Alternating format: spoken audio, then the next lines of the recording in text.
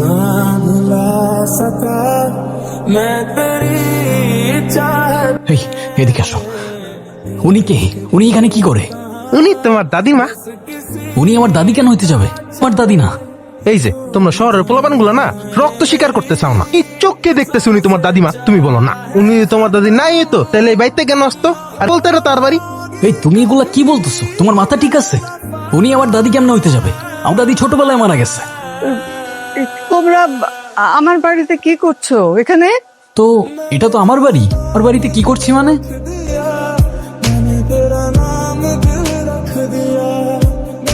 এ কি হয়েছে আপনার? আপনি কাঁদছেন কেন? আমি আমি কেমন করে বাড়িতে যাব? আমার ছেলের কাছে নাতির কাছে যাব কেমন করে? আচ্ছা আপনি যাবেন তো, কোনো সমস্যা নেই, আমরা আপনাকে সাহায্য করব। আপনাকে বাড়িতে ফিরিয়ে দেওয়ার দায়িত্ব আমাদের। আপনি কোনো চিন্তা করবেন না, আপনি কাঁদবেন না, আপনি আপনি অবশ্যই যাবেন আপনার বাড়িতে। तेरे नाम से ही रोशन मेरा है जहां, तेरे साथ से ही रातें मेरी है सुबह। ছোট ভাই একটু সাইডে আসো তো, তোমার লগে আমার কথা আছে। ছোট ভাই এই বুড়িটা কিন্তু আমার একদমই ভালো লাগতেছে না, মনে হইতেছে এই বুড়িটা তোমার উপরে কোনো কালা জাদু করতেছে। আরে ধুর, উনি আমার উপর কেন কালো জাদু করতে যাবে? ওই যে দেখো না উনি কি পয়রা ফাকরা দিল। কত এসব তোমার ফালতু কথা। তুমি আশেপাশের অ্যাপার্টমেন্ট গুলাতে খোঁজ নাও যে কারোর দাদি নানি মিসিং কিনা। আচ্ছা ঠিক আছে। এই আমার কিছু খেতে দিবা? আমার অনেক খিদা লাগছে।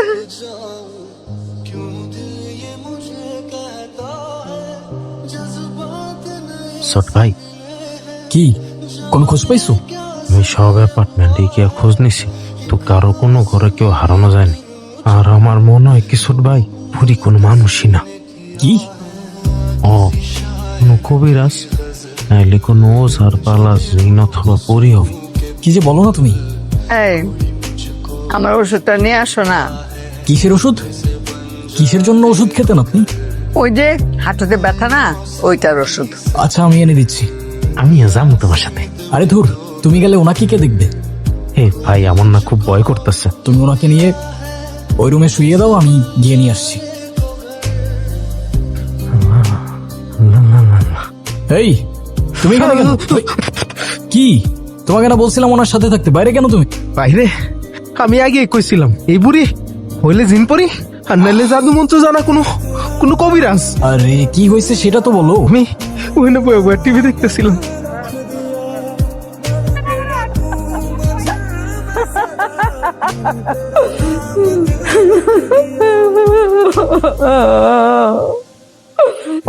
উনি না রোজ আমার স্বপ্নে আসে, আমাকে না ওনার কাছে নিয়ে যেতে চায়। আমি এখন কি করে যাব? আমার তো আগে বাড়িতে যাওয়া দরকার, আপনার কাছে যাব। ছি, তুমি একা একা ছিলা সেজন্য ভয় পাইছো। চলো আমার সাথে চলো। না আমি ভিতরে যাব না। আরে আমি যাব বলতেছি না। চলো। হয়েছে আপনার? কাঁদছেন কেন? পায়ের ব্যথাটা অনেক বেড়েছে। ও, আমি আপনার জন্য ওষুধ নিয়ে আসছি, একটা খেয়ে দেখেন। ব্যথা কোথায় হাওয়ায় মেলায় যাবে বুঝতেও পারবেন না। আপনার পরিবার আপনজন তারা কোথায় আছে? আচ্ছা থাক থাক, আপনার মনে করতে হবে না, সমস্যা নেই। তোমার ছোট ছেলে তার ভাইকে খুব ভালোবাসে।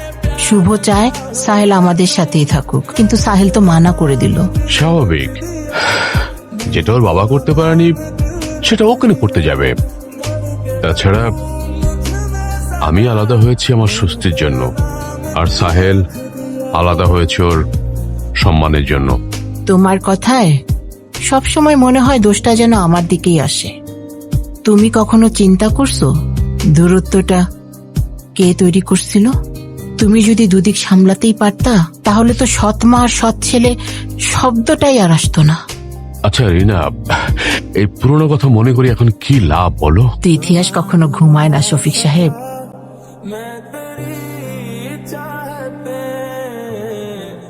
ছোট ভাই, ছোট ভাই উঠো, জলদি উঠো ছোট ভাই। আবার কি হয়েছে? দাদিমা নাই। কি বলছো? নাই মানে? দাদিমা চুরি হয়ে গেছে। চুরি মানে ইয়াং ইয়াং হয়ে গেছে। তো তুমি বাইরে দেখো, আসো। মানে জি বলছিলাম না দাদি শুরু হয়ে গেছে। দেখো দেখো। ধুর থামো তো, ওই যে দাদিমা। তোমার সমস্যা কি? হ্যাঁ, সমস্যা মানে? না ঠিক আছে, স্কুল লাইফে তুমি আমাকে লুকিয়ে লুকিয়ে দেখতে, আমি তোমাকে পাত্তা দিতাম না। এখন আমি তোমার পিছন ঘুরবো, তাহলেই তো হিসেব বরাবর। কি বলো? আরে না না, তুমি হয়তো ভুলে গেছো, তোমার ঠিক পাশের বাড়িটাই আমাদের। আর একজন প্রতিবেশী তো আরেকজন প্রতিবেশীদের বাড়িতে আসতেই পারে। একটা কথা বলো তো, তুমি আমার ফ্রেন্ড রিকোয়েস্ট অ্যাকসেপ্ট কেন করোনি? ছোট ভাই, তুমি কিন্তু কামটা একবারে ঠিক করো নি। তোমার দাদিও কিন্তু ভালো মানুষ। হুম, আর তোমার দাদির দিকে কিন্তু খেয়াল রাখবা, তোমার দাদি কিন্তু অসুস্থ, ডিপ্রেশন সিজোএফেক্টিভ ডিসঅর্ডার আছে। মানে?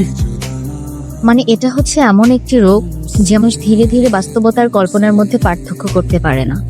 আমার ধারণা উনি এমন কোথাও ছিলেন যেখানে তার আপনজন বলতে কেউ ছিল না। আপনি এত কিছু কেমনে জানেন? I am an intern psychiatric doctor. জানবো না তো কে জানবে? ওঝা কবিরাজ? তার মানে উনি তোমার কেউ না?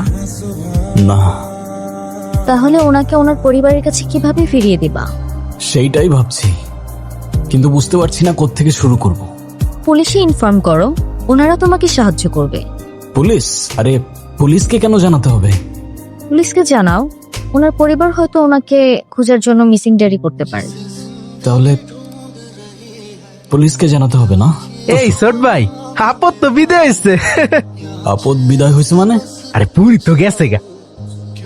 কি বলতেছো তুমি? উনি অসুস্থ, ওনাকে যেতে দিছো কেন? তুমি কি করো তুমি? হায় আল্লাহ! जाने क्या सर ये हुआ है, एक आस मिली फिर मुझको, जो कबूल किसी ने किया है, किसी शायर की गजल, जो दिलों को सुकून के पल, कोई मुझको यूं मिला है जैसे बंजारे को घर। ও সাবধানে। ওদিকে বস।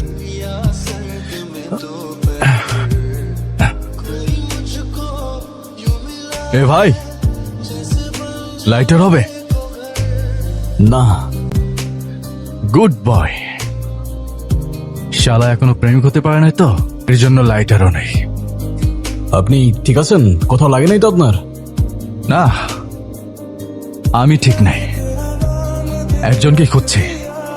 এই শহরের প্রতিটা রাস্তা খোঁজা শেষ, শুধু এই রাস্তাটা বাকি। আপনি কি বলতে পারেন এই রাস্তার শেষ কোথায়? জানি না, আমিও খুঁজে বেড়া।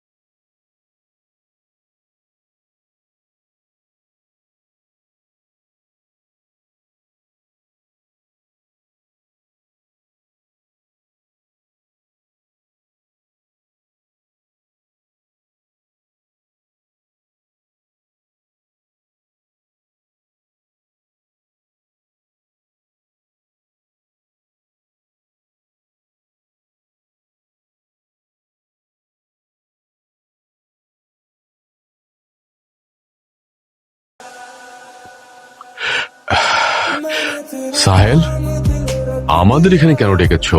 আমি তো ঠিক বুঝলাম না। বলছি বাবা, সব বলছি। একটু সময় দাও। ওকে চিনতে পেরেছো বাবা? তোমার মা। না না, আমার কোনো মা নেই। উনি তাহলে কে বাবা?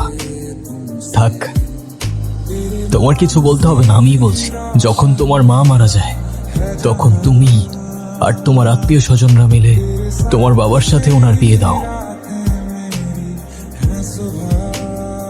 তোমরা ভেবেছিলে তার দেখাশোনা করার জন্য তোমরা যথেষ্ট না। দাদার বয়স তখন হয়তো 57 বছর। কে কি বলবে না বলবে সেসব না ভেবে তুমি তোমার ডিসিশনটা নিয়েছিলে। তার জন্য তোমাকে তো হাততালি একটা দিতেই হয় বাবা, সেটা তুমি ডিজার্ভ কর। তারপর 1 বছর চলে যেতে না যেতেই দাদা মারা যায়, আর ওনাকে তুমি বাড়ি ছেড়ে চলে যেতে বললে। দাদার জীবনের শেষ পর্যন্ত যেই মানুষটা তাকে যত্ন করে গেল, তাকে এক নিমিষেই পর করে দিলে। মা, মা গো, কি তুমি আমার ছেলে শফিক? মা, আমি তোমার পাপী সন্তান, ওকে ক্ষমা করে দাও মা, তুমি আমাকে ক্ষমা করে দাও।